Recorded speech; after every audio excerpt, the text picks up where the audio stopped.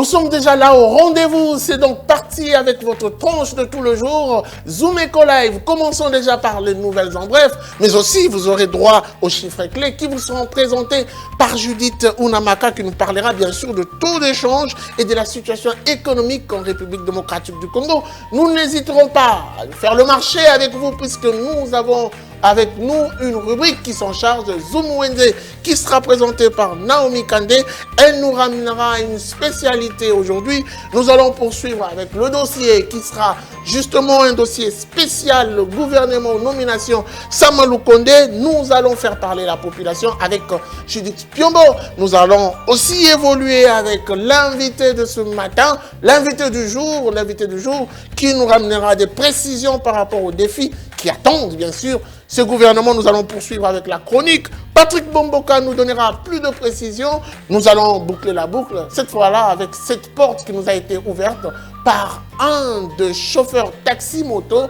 Il partage avec nous son mode de vie. Ça sera donc l'article 15. Tout de suite, les nouvelles en bref. Commençons ces nouvelles en bref avec cette information à la une de Zoomeco.net. Il s'agit bien sûr de ce rappel de la nomination de Sama Lukonde comme Premier ministre du gouvernement. Sama Lukonde vient d'être nommé formateur du gouvernement de l'Union sacrée de la Nation. L'ordonnance présidentielle numéro 21/006 du 14 février 2021, le nommant a été lu à la télévision nationale ce 15 février 2021 par le porte-parole du chef de l'État, Félix-Antoine Tshisekedi Tshilombo. À 43 ans, ses fils de Stéphane Lukonde et de Faustine Mwansa a désormais la charge de composer l'équipe gouvernementale de la coalition constituant la majorité parlementaire soutenant la vision de Félix-Antoine Tshisekedi. Nouvelle en bref encore, cette fois-ci nous parlons du secteur des pétentiques qui devra contribuer à hauteur de 212 milliards de francs congolais au budget général de 2021. Le secteur de postes, télécommunications, nouvelles technologies de l'information et de la communication suscite de plus en plus de l'espoir dans les efforts de maximisation des recettes publiques en République démocratique du Congo. Le gouvernement congolais attend du ministère de postes, télécommunications et nouvelles technologies de l'information et de la communication et des services rattachés à ces ministères la somme de 221 milliards 202 millions 475 185 francs congolais comme contribution au budget général de l'exercice 2021. Nouvelle en bref toujours, cette fois parlant Covid-19, le gouvernement exhorté à payer plus de 3 millions de dollars de créances au collectif de producteurs de masques. Face à un gouvernement insolvable, un groupe de propriétaires d'ateliers de confection de masques réunis au sein du collectif de production de masques pour le risque de perdre leur investissement, estimé à une moyenne globale de 2 millions de dollars américains, juste parce qu'ils ont fait preuve de civisme en répondant à l'appel du chef de l'État dans la lutte contre la Covid-19. Les fournisseurs ne sont que quelques 9 entreprises et autres structures locales. Dans un mémorandum adressé à leur interface, qui n'est rien d'autre que le ministre de la Santé, Eteni Longondo, les membres du collectif renseignent qu'ils ont reçu une commande de la part du gouvernement en date du 28 décembre 2020 pour une livraison qui devrait intervenir le 23 janvier 2021. Autre information, il s'agit de plus de 1125 milliards de francs congolais de recettes d'impôts généraux sur le bien et services collectés en 2021. Le gouvernement de la République démocratique du Congo a fixé à 1125 milliards 34 millions 975 112 francs congolais le montant des recettes publiques attendu pour le compte des impôts au courant de l'exercice budgétaire 2021. Ces montants qui nécessitent de sérieux efforts dans la collecte et l'encadrement des recettes dues aux impôts généraux avec à la clé un outil qui facilite la traçabilité dans le paiement des impôts par les assujettis. Et enfin, prenons cette bonne nouvelle pour l'Afrique, il s'agit de Ngozi Okonjo, nommée directrice de l'ONC. L'ancienne ministre des Finances du Nigeria, le docteur Ngozi Okonjo, a été nommée directrice générale de l'Organisation mondiale du commerce. C'est ce qu'a annoncé cette institution dans un communiqué publié le lundi 15 février 2021, une grande première dans l'histoire de l'OMC, dans la mesure où l'heureuse promue est la première femme, mais aussi la première représentante de l'Afrique à être désignée à ce poste depuis la création de l'OMC. Dans son discours de circonstance, le président du Conseil général, David Walker, a exprimé l'intention des membres de l'OMC de s'inscrire dans une logique de coopération afin de remplir la mission de l'OMC. Voilà, merci de nous recevoir chez vous et bienvenue encore, comme vous le faites toujours, à cette tranche de tout le jour. Oui, Zoom Eco Live, nous allons, après les nouvelles en bref, prendre notre toute première rubrique. Il s'agit bien sûr des chiffres clés qui nous seront présentés par Judith Unamaka. Elle nous parle du taux d'échange et de la situation économique en République démocratique du Congo. Tout de suite. De retour sur ce plateau, elle est déjà là avec nous pour parler chiffres clés. Bienvenue. Merci. Alors, pour commencer, qu'est-ce que vous nous ramenez?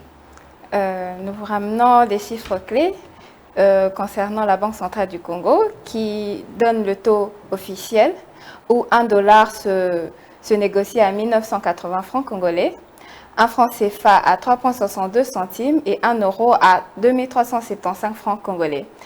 Et nous avons circulé aussi à travers la République démocratique du Congo, précisément dans la ville de Kinshasa. Nous avons eu à répertorier 3 endroits pour évaluer l'évolution du taux de change dans ces différents endroits. À Kinshasa, par exemple, $1 équivaut à 2000 francs congolais. Un franc CFA se négocie à 3,6 centimes, alors qu'un euro vaut 2381 francs congolais. Dans la commune de Maluku, $1 se change à 2010 francs congolais. Un franc CFA se négocie à 3,60 centimes au moment où 1 euro se négocie à 2382 francs congolais. Et enfin, dans la commune de Ngaliema, $1 se change à 2000 francs congolais. Un franc CFA se négocie à 3,62 centimes pendant que 1 euro se change à 2377 francs congolais. Nous avons reçu des informations dans la ville de Lubumbashi.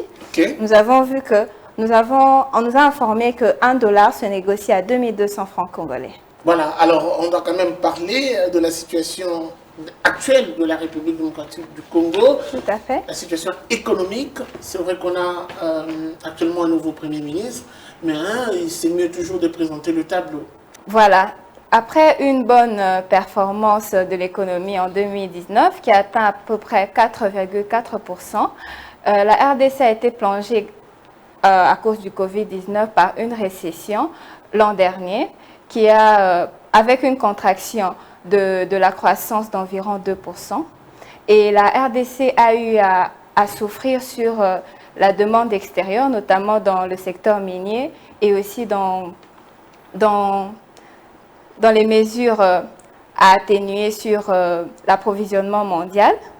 Et voilà, le Fonds monétaire a eu à débloquer 442 millions de dollars américains en avril 2020, et ce qui a poussé les autorités à lancer un programme de subvention pour renforcer le système de santé et la stabilité économique, et aussi améliorer la protection sociale. Alors, vous venez de nous présenter la situation de la République démocratique du Congo, mais on aimerait aussi savoir, en 2021, à quoi s'attendre. Quel est le carton, le croquis, s'il faut le dire ainsi, économique de la RDC en 2021? En 2021, la situation économique de la RDC n'est pas totalement stable, okay. Mais avec l'installation du Premier ministre, nous espérons une nouvelle réforme dans le cadre de la stabilité macroéconomique. La nomination justement de Sama Lukonde comme Premier ministre. Tout à fait. Okay. Et aussi, surtout en ce qui concerne la monnaie nationale qui connaît un déséquilibre pendant un certain moment. Oui, alors quelle devrait être la solution qu'il doit en principe apporter à ces problèmes qui sévissent en République démocratique du Congo? Lui, le Premier ministre, l'actuel, qui a été nommé incessamment.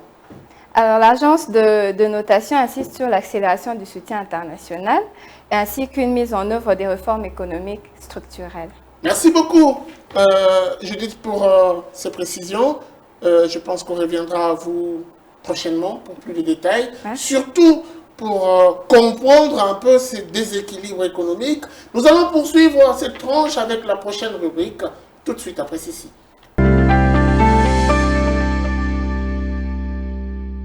Zoom Wednesday d'aujourd'hui nous ramène le marché pour aliments des enfants mal nourris. Oui, chez Zoom Wednesday pense également à vous et à vos familles. Nous allons donc y aller avec Naomi Kandé. Tout de suite, après ceci. Mesdames et messieurs, bienvenue dans ce nouveau numéro de Zoom Wednesday. Nous vous ramenons des réponses aux questions sur la nutrition de vos enfants à travers notre Wednesday du jour. Qu'est-ce qu'il vous faut pour mieux nourrir vos enfants? À combien coûtent ces aliments protéinés et vitaminés? Nous vous ramenons dans le marché Molar qui se trouve dans la commune de Bandalungwa. Commençons par les aliments vitaminés. Une carotte à 500 francs, une tomate à 500 francs aussi, le plateau de œufs à 7500 francs, on les retrouve à 300 francs la pièce. Les avocats à 500 francs, on retrouve le chou-fleur dans ces marchés de Molar à 5000 francs. Des poivrons verts, jaunes, rouges à 2000 francs. On retrouve aussi des aliments protéinés dans ces marchés. 1 kg de rôti de porc à 8000 francs, de caille à 2173 francs, 100 g de salami à 6164 francs, 100 g de jambon coûte 5380 francs, du pondou à 2000 francs et à 3000 francs. On a aussi des produits laitiers où la grande boîte de lait coûte 59 000 francs, la moyenne boîte 30 000 francs, la petite boîte 16 500 francs, le lait liquide 3 500 francs. Avec ceci, assurez-vous la bonne santé de vos enfants. Merci de nous avoir suivis et retrouvons-nous à un prochain numéro.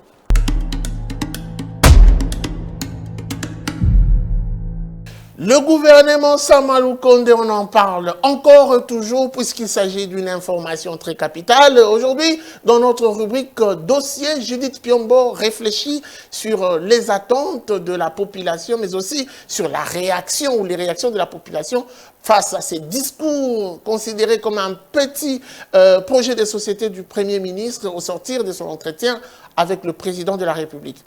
Dossier avec Piombo tout de suite. De retour sur ce plateau pour parler du dossier, vous avez appris ensemble avec nous d'ailleurs la nomination du nouveau Premier ministre Sama Lukonde. Il est l'actuel chef du gouvernement. Nous allons donc recevoir Judith Piombo qui est descendue sur le terrain pour prélever la température, les différentes réactions de la population, mais également leurs attentes. Elle est avec nous déjà sur ce plateau. Judith, bienvenue. Merci. Alors, qu'est-ce qui s'est dit? Comment est-ce que cette nouvelle a été acquise? Alors, l'ancien gouvernement tombé, le nouveau Premier ministre a été nommé juste après la publication des résultats ou de l'ordonnance présidentielle le portant à la tête du gouvernement. Lors de son premier point de presse, Sama Lukonde a eu à faire part de ses priorités concernant premièrement le rétablissement de la paix et la sécurité à l'est du pays et au Katanga. Ensuite, il a parlé de la poursuite de la mise en œuvre du système de gratuité de base, puis l'amélioration des conditions sociales des populations et du système national de la santé. Ah, donc il est revenu également sur l'éducation, la gratuité de l'enseignement, oui, dans l'éducation de base, oui, justement. Ensuite, il a parlé de la lutte contre les antivaleurs, il y a donc la corruption et tant d'autres choses dont il a mentionné. Mais pour finir son discours, il a conclu en disant que son vœu le plus cher est que le gouvernement bénéficie de l'accompagnement de l'ensemble des Congolais. Alors, ça s'annonce déjà bien, nous voyons l'évolution d'un certain côté et la population quinoise ne s'est pas tue à ce sujet, elle a eu à s'exprimer et à donner son avis ou ses opinions par rapport au prochain gouvernement qui arrive. Alors, les Quinois se sont exprimés. Oui, nous avons tendu le micro à travers la rubrique Les Dossiers. Suivons tous le reportage. Mesdames et messieurs de la presse, bonsoir. C'est un discours qui a suscité plusieurs réactions de la population, d'autant plus que le changement à la tête du gouvernement était très attendu. Ces préoccupations du peuple congolais concernaient principalement la sécurité. Et comme vous le savez, ça va être un des domaines prioritaires, particulièrement à l'est de la République démocratique du Congo et dans le Katanga. Sama Lukonde arrive face à lui que des défis. À côté des questions sécuritaires, nous avons des questions sociales, des questions de développement, des questions de justice pour tous, d'accès à l'enseignement. Ce vendeur ambulant, par exemple, Sireur se réjouit du choix de chef de l'État, Félix-Antoine Tshisekedi, et présente des préalables. Le Premier ministre a sala pour la biso. Exactement, a sala pour na intérêt famille na ba na été, a sala pour intérêt peuple congolais. Peuple congolais a se retrouvé allié à ces pays-là. Une autre réaction, c'est celle des observateurs qui reviennent sur la nécessité d'avoir la population en avant-plan dans le programme du gouvernement. Message na yemo mokonzi mboka. Il faut acha idée azana confiance trop ya mutu wana ya bimisi po ako po na minito c'est simbi sous te président lobanu suni. Asala ki nyo sacrète. So simbi sous asala trop ignonine. Apesa nano ba jeune misala. Bandeko oyo bazana ba numéro matricule basala ba 10 ans. Bafuta makate. Yeta que premier ministre alandela ba situation wana. D'autres vont plus loin en plaidant pour une stabilité économique avec un taux de dollar équilibré sur le marché parallèle. Nous ne voulons pas être déçus comme les années précédentes. L'économie, l'inflation. Bon, on veut des résultats tout simplement. Ba lobby, ba zo tient santé, il y a peuple congolais tout ça la bien, amélioration ya mboka na biso, yango ndezo senga. Autant de demandes qui trouveront sûrement des réponses dans le plan directeur de ce gouvernement au regard des promesses faites par le chef de l'État lors du discours sur l'annonce de l'Union sacrée qui a des objectifs précis. L'invité sur ce plateau reviendra sur cette question de la nomination du Premier ministre. Avec lui, nous allons échanger sur les priorités de priorité. Ça sera donc tout de suite après ceci.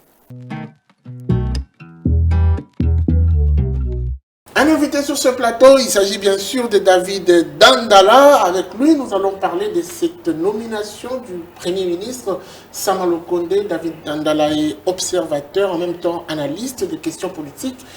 Il va nous apporter peu de précisions par rapport aux attentes de la population, puisqu'il va parler en tant qu'observateur. David Dandala, bienvenue. Merci. Alors pour commencer, comment avez-vous appréhendé cette nomination du Premier ministre?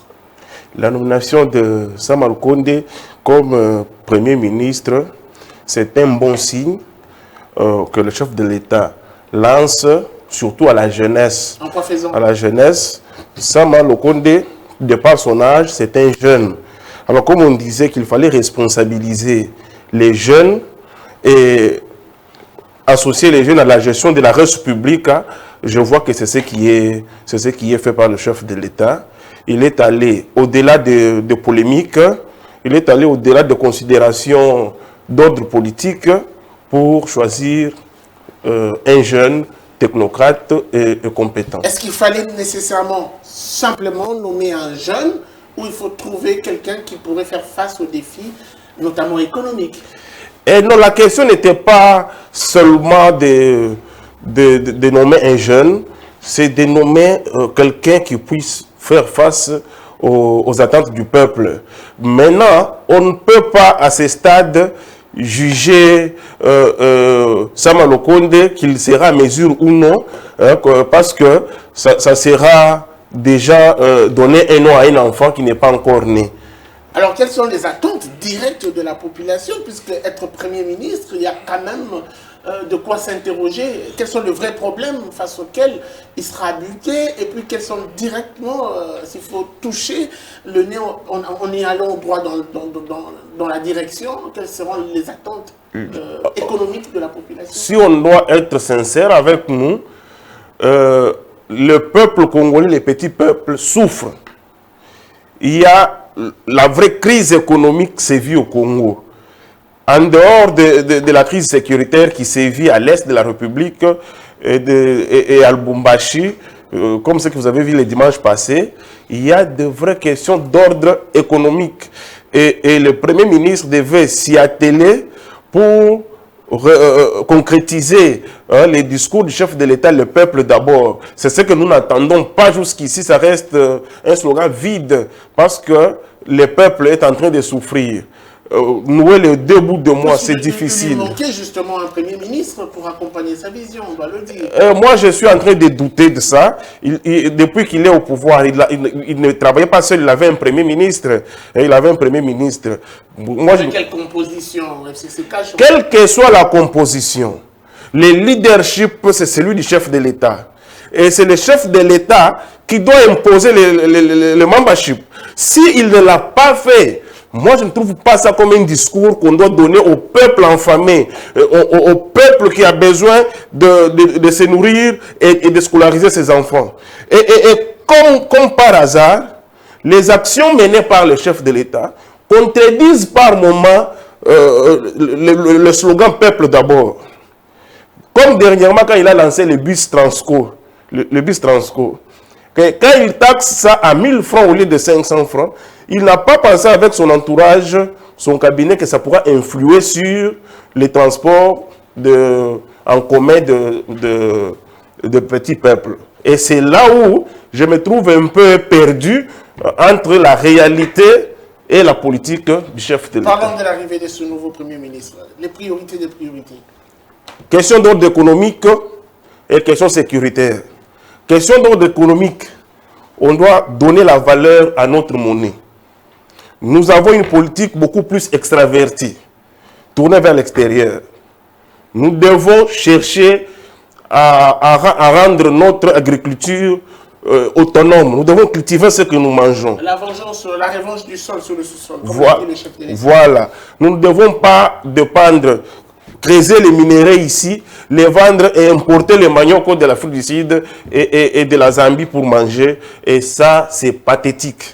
Et le Premier ministre actuel devait se pencher sur ça. Et dès que le peuple se trouve une sécurité économique et attaquer la sécurité, l'aspect sécuritaire.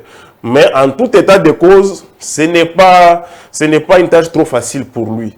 Ce n'est pas une tâche trop facile pour lui.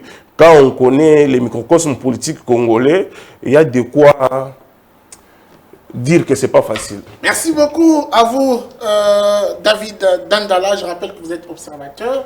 Vous avez soulevé des questions liées au défi du Premier ministre, l'actuel, qui devra mouiller sa chemise pour répondre aux besoins de la population. Merci à vous. Donc, nous allons procéder à la prochaine rubrique après ceci, tout de suite. Notre chronique de ce jour nous ramène Patrick Bomboka à la scène. Lui nous parlera des défis économiques du gouvernement Lukonde et en précisant quelle recette miracle. Patrick sera donc dans sa rubrique chronique. Bonjour. Un nouveau cycle s'ouvre au sein du gouvernement congolais avec la nomination d'un nouveau Premier ministre, Jean-Michel Sama Lukonde. Après une longue attente, après de longues spéculations, voici venu le moment où la plupart des personnes s'interrogent sur les recettes miracles qu'apportera ce nouveau Premier ministre. Dans sa première déclaration, aussitôt nommé, le ministre a dû planter les décors. Sama Lukonde va droit au but en disant l'accroissement des recettes de l'État et la lutte contre la corruption font partie des priorités de son gouvernement.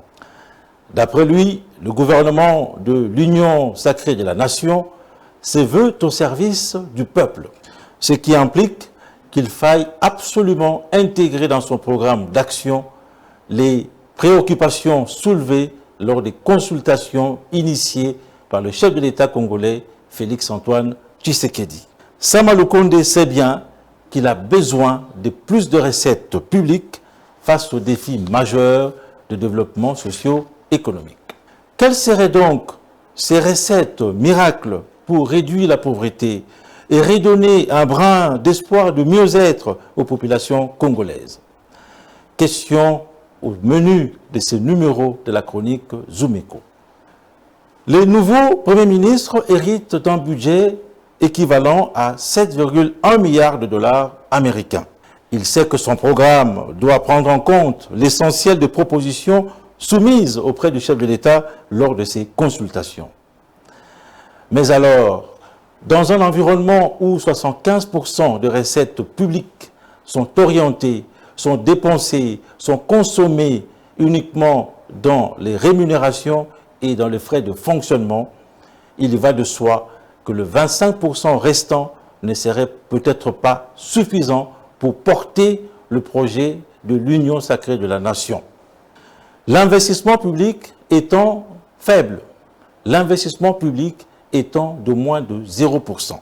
Sama Lukonde le sait et il entend mettre le boucher double pour stopper la fraude qui gangrène la société, stopper la corruption qui se déroule à tous les niveaux, à tous les étages.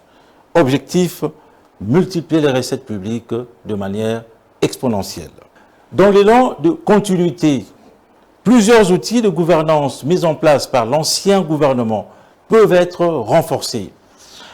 Primo, dans la chaîne de mobilisation des recettes, priorité a été faite depuis un moment à une bonne traçabilité des recettes publiques en s'appuyant sur la digitalisation des opérations de collecte, tant au niveau des régies financières qu'en ce qui concerne les recettes non fiscales, domaniales ou encore administratives. Secundo, dans la gouvernance de la chaîne de dépenses, il a été institué depuis un petit temps un pacte de stabilité du cadre macroéconomique signé entre le gouvernement Ilunga Ilukamba et la Banque centrale du Congo, ce qui a contribué tant soit peu à la stabilité observée sous les marchés d'échange. Donc, gérer sur base de disponibilité de la caisse a permis de réduire les risques de dépassement budgétaire assez récurrents. Suite aux effets néfastes de Covid-19, la République démocratique du Congo a fini l'année 2020 presque en récession. De l'avis de nombreux analystes, il y a donc urgence de remettre le pays au travail. Il faudra retrouver le chemin de la croissance. Le gouvernement Lukonde devrait être, selon les observateurs, un instrument d'impulsion majeure, une source de décisions et de réformes qui apportent le changement socio-économique tant recherché. Le Premier ministre Sama Lukonde devrait être plus que rigoureux pour ne plus tolérer les tares du passé, qu'il s'agisse, entre autres, des dépassements linéaires du budget, du recrutement frauduleux dans la fonction publique, pour ne citer que cela. Il est vrai que le Premier ministre et sa future équipe gouvernementale auront une mission de salut public qui devra se concrétiser par une croissance économique palpable. Merci de nous avoir suivis. Ils nous ont ouvert leur cœur, ils ont appris à partager avec nous leur mode de vie, ils se sont donnés à une sorte de débrouillardise, ils ont accepté de parler d'eux, mais aussi d'interpeller les autorités, le gouvernement. Article 15, la voix des sans-voix, c'est tout de suite après ceci.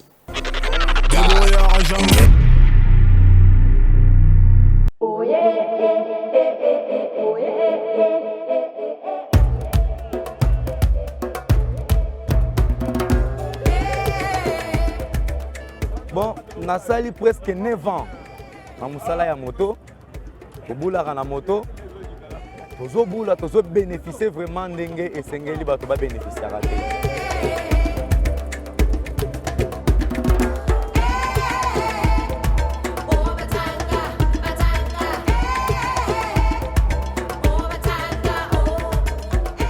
Bon, on a ba difficulté mibale ya liboso nanu. Doana tracasserie ya makasi bazo kanga biso ngonga nyonso. Exemple, mama tete na kati ya magasin azo kanga ba chauffeur na niveau moko esikala kozala te. Eloko ya mibale soto komi na 18h 19h do ba jipezo ya IP crime bazo kanga biso na niveau moko so ba kangio mbongo mke c'est 250 000.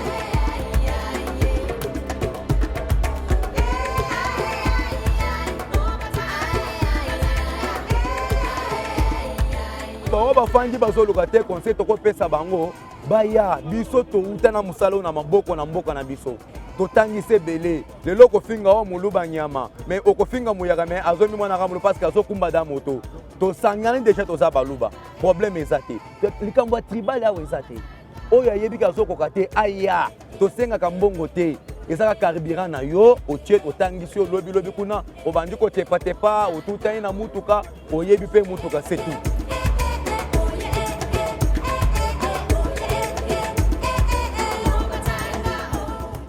Bon, message que je pense au gouvernement va changer dans nos miyibi au bazan le gouvernement liboso. Gouvernement ilunga mbamobimbi fallait longwa. Parce que bazo tracasserie maman nazo yebisa yo ndimate. Totomboli liboko to pesa fumu ya mboka oyo. Président Union africain mbote mingi na oyo azo sale kende liboso asuka na nzela te.